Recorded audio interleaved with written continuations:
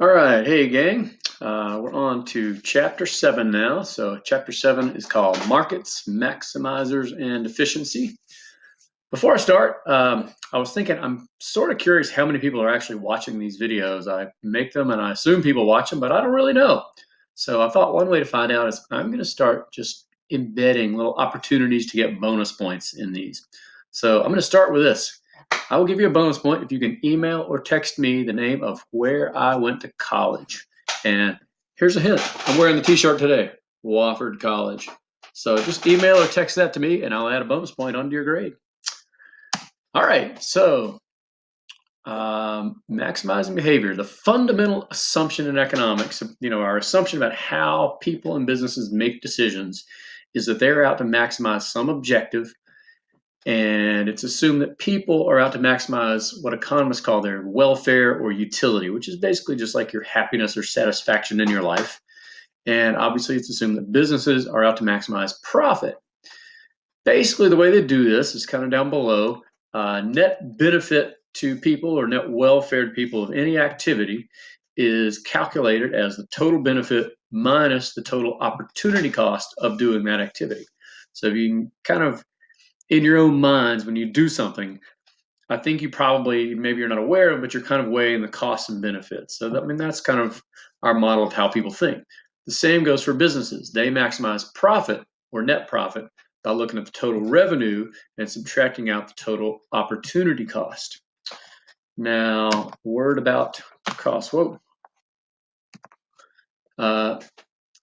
about profit. So I mentioned profit, the way economists define it is total revenue minus total opportunity costs. Accountants do that a little bit differently. If you've taken a business course or an accounting course, they talk about total revenue minus total cost. But when they calculate total cost, they only consider what we call explicit costs. Explicit costs are those like actual out-of-pocket things that you spend money on. Economists think, as you know, hopefully by now, about opportunity costs. So that would include both explicit costs, those things that you actually pay for, and implicit costs, which might be things like the value of your time or anything else that you have to give up that's not an actual dollar expenditure. So there's a little bit of a difference between the way economists and accountants define profit. We'll come back to that, talk more about that later. So basically, economic profit is profit. You can think of it as profit over and above the next best alternative because it has to be greater than your opportunity cost, which might be your next best alternative. I don't know if that really makes sense. Another way to think of it, zero economic profit doesn't mean your business is not making money. Doesn't mean you're breaking even. Zero accounting profit means you're breaking even. Zero economic profit means you're making a profit equal to your next best alternative or equal to your best opportunity cost. So that's how economists think about profit. So the marginal decision rule is a crucial idea. Commit this to memory. You'll use this again and again in the next few chapters.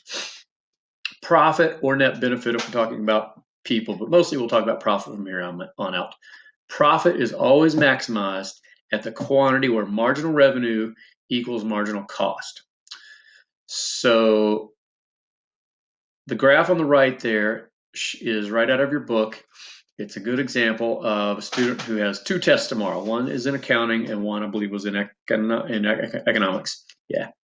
So what you see there is the marginal benefit curve for how many hours this person studies for the accounting test. So first, try to understand why it starts high and it has a downward slope.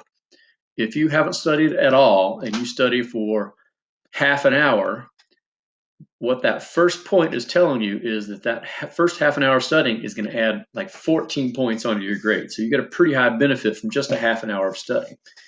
If you study one more hour, that next hour going from half an hour to an hour and a half only adds about 10 points. So the additional benefit is a little bit lower. It's still a benefit, but it's less than the benefit you got from that first half hour. If you study one more hour, it only adds 6 points.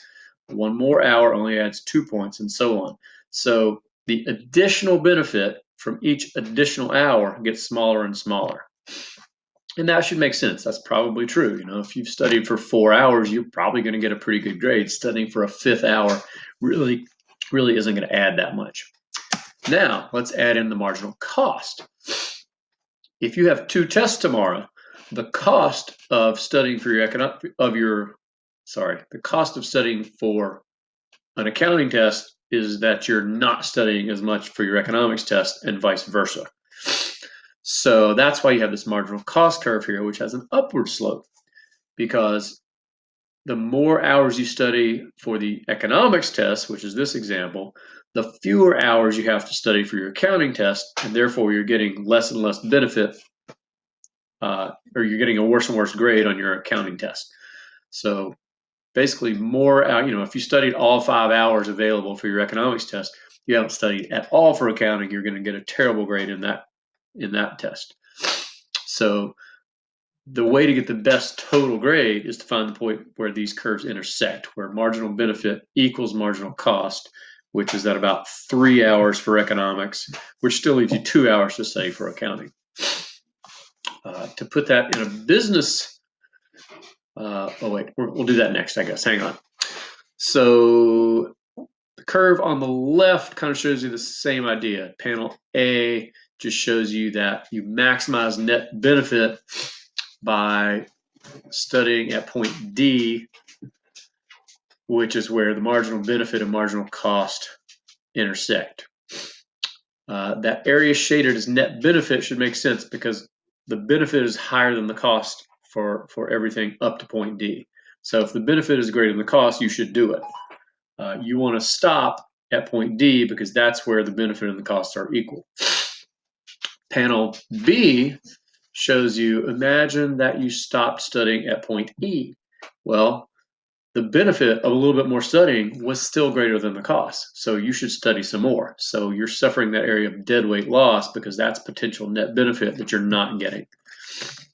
Panel C, down at the bottom, shows that you've studied too much. You've studied beyond that point, and the marginal cost of your additional studying is greater than the benefit you're getting from it. So that area gets subtracted away from your net benefit, so you have less net benefit. So both of those are examples of what economists call dead weight loss. Really, that just means it's inefficient. You're doing something that's not maximizing your benefit, so it's inefficient. So in more of a business application, the supply curve can be thought of as the marginal cost of production.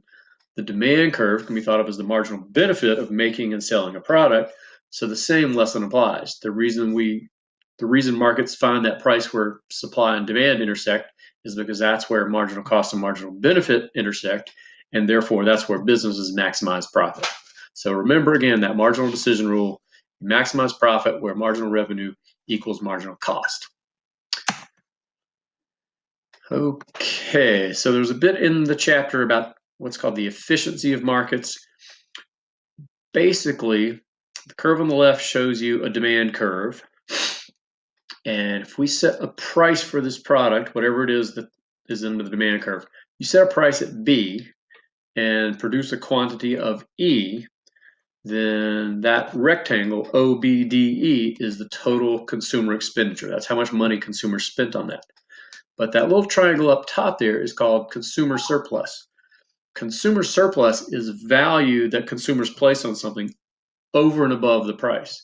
So that literally means there are people who would have been willing to pay a price as high as C for this product, but they're getting it for that lower price at B. So they value this more than what they're having to pay for it. So they're getting, it's almost like a measure of profit to consumers. It's the extra benefit that consumers get. On the right, you see a supply curve, kind of the same thing. If the price of this product is at B and they produce E, the total cost of production to the sellers is the orange shape. The little pink triangle, producer surplus, is basically profit. It's revenue over and above their cost of production, which is profit.